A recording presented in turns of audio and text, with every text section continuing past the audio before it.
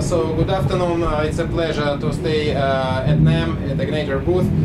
Can you tell us, please, how did you manage to step down from boutique high-end amps to the amps which are economical in price and still they don't lose the quality as people put it?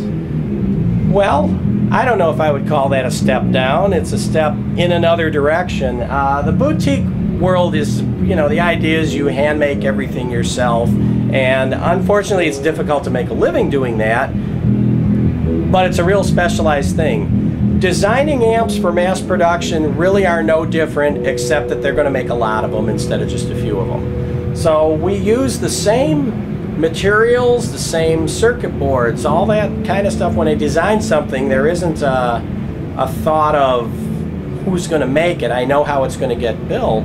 So that really is not a difficult part of the design process.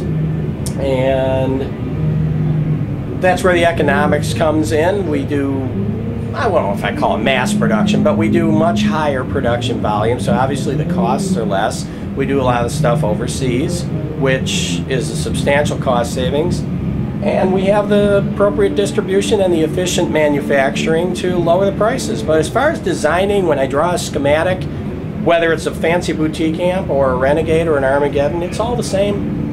And do you have a strong team of people who assist you in developing the sound to bringing to the point where people need it and they say, wow, we need it?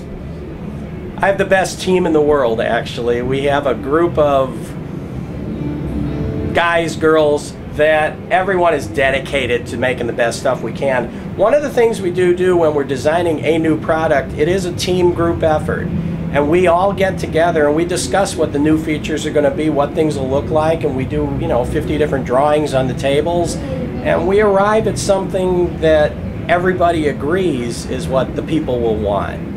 So it is a team effort, and everybody just does everything they can to make the best. I can add that Gustavo is playing like Van Halen. I don't understand what he is doing on the manager position. Yeah. His place is on stage directly. So may I ask you another question? So 2 years ago there was a Rebel 20 introduced, and it sound was very attractive, and it was a revolutionary step. Just a small amp sounds like a big one. But these days we see a lot of competition from some companies which are doing the products overseas, and the prices is aggressive. Can you tell me, please, what is the major difference between Egnater amps and so-called amps with only one sound, which are in a lot now in the market?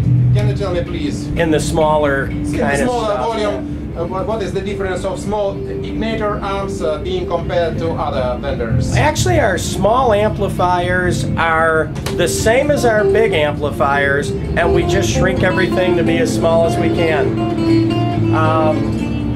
We still use all the same materials, the same special glass epoxy circuit boards, all that kind of technical stuff, same parts. We don't skimp, we just make it smaller. So it might not be quite as cheap as some of the cheaper stuff, but that's because it's not. It's not made cheaply, it's just small because small is what players want now. Lower power, smaller cabinets, but there's still a lot of stuff that goes on inside.